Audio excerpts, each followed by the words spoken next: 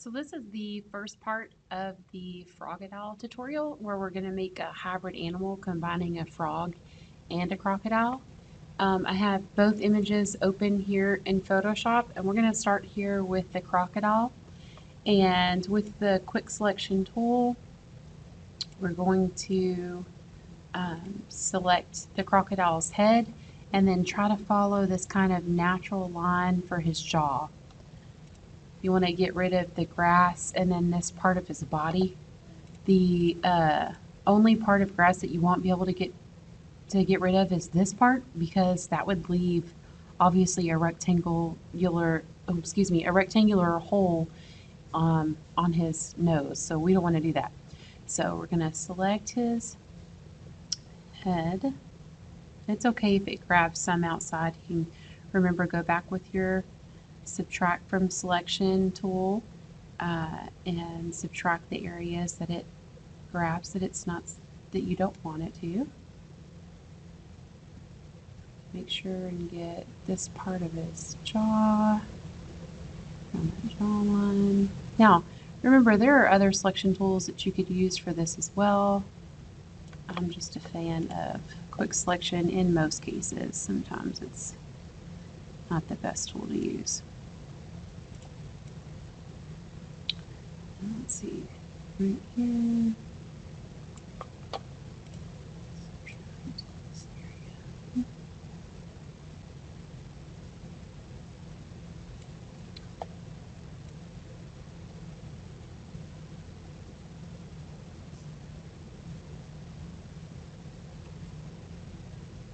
And remember that you can make the size of your quick selection tools smaller in order to get into the areas that you need a little bit more detail with, such as these small areas between his teeth.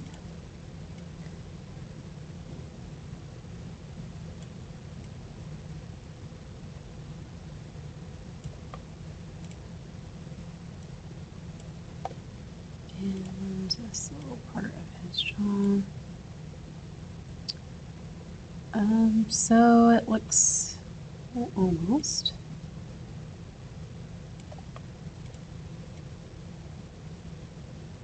Okay, so it looks like we have most of it, and it's pretty good. So we're gonna Control C to copy this, and I want you to create a new layer down here, and then go ahead and paste that head on that layer, and then unclick the visibility here on your background so we can just see the layer with the head that you created. And the reason that I want you to do that, the reason that it's good to put your selection on a separate layer before you put it on another picture, is because this gives you the opportunity to kind of fine tune this a little bit. If there were some mistakes you made that you can get rid of, like for example, there's a tiny little bit of a gray mark right here that I accidentally, I guess it was part of the grass. You just grab your eraser tool and erase those little sections like that. If you got any grass in between the teeth right here, you can get rid of that. Let's see the bottom. Spot on the bottom. I just like to do this because it's easier to work before you move it over, just to me anyway. Okay, so once we have that on a separate layer, we want to select everything on that layer again to bring up our marching ants around the entire object on this layer.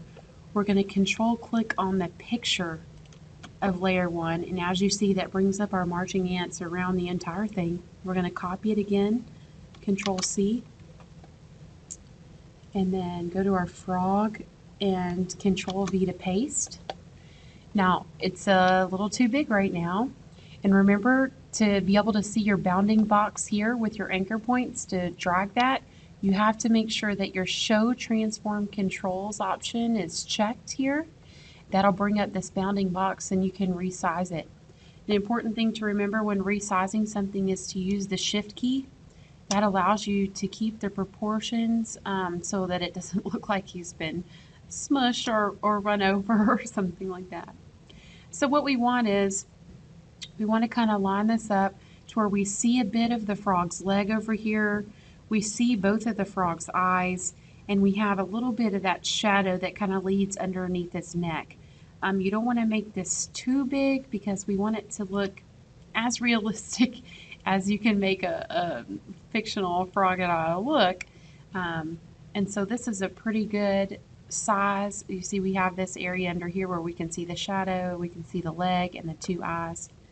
So let's go ahead and click the commit. I'm going to unclick the show transform controls just so I can see it a little better. And it looks pretty good. So the next thing that we need to do is cover up this Frogodile's eye. We don't want the crocodile's eye because his new eyes are going to become the frog's eyes. The easiest way to do that is with your clone stamp tool. You want the size to be a little bit bigger than the eye. Gives us a good patch of skin to work with. We're going to alt click underneath the eye to grab that piece of skin, and then just click twice to cover up that eye. And it's an easy way for you to use the clone stamp tool to cover that up.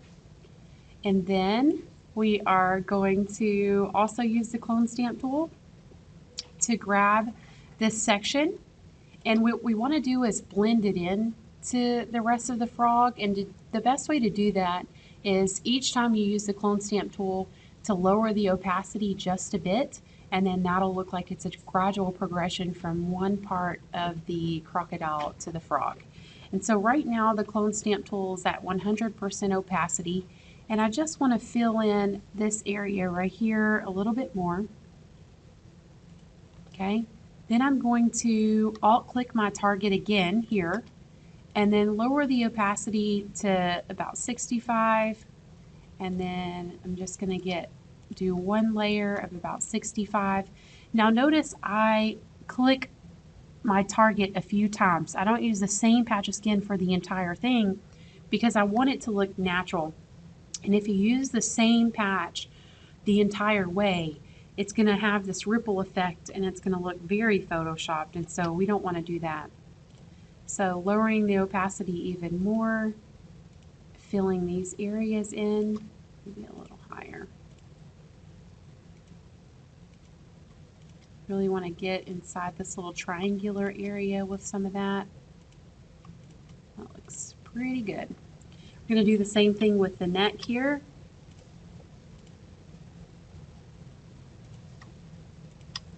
This is where you definitely want to set your target area a few times, because if you don't, there's a gradual progression of color here. And if you don't do that, you will not see it blend in as well. We just want to kind of follow this natural ridge, and we're going to do the same thing for the top of his snout. Lower it again. And one more time.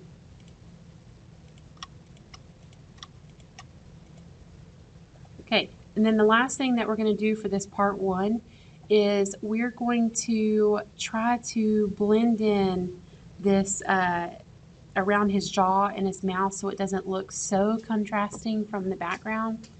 And something that I like to use for that is called the blur tool. The blur tool is different from, say, the quick selection and the eraser, where you do not just hold down the mouse the entire time and then go back and forth with your mouse, kind of like a painting action. It's a little bit different. It's more like a crayon. The more that you go over it, the more you'll see that effect. And so again, you want to make sure you have the right size. On this one, you can also increase or decrease the hardness of it. The hardness is it's pretty much how noticeable it is. Same thing with the eraser, where you can get kind of like a blur effect with the eraser, where it's just erasing partially. And so you want to make sure you can see that hardness on there. And then with the blur tool, you're just going to kind of click, drag, click, drag, click, drag.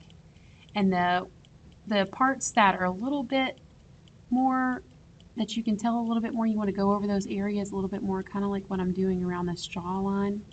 Just click and drag. Especially this one right here. This one's a little bit more sharp, and so you need to go over it a few times. And then around his snout, we're going to just blur that in.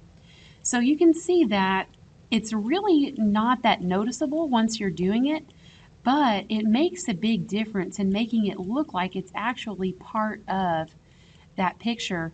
This is a good area to blur too, right on that ridge, so it looks like it kind of fades in.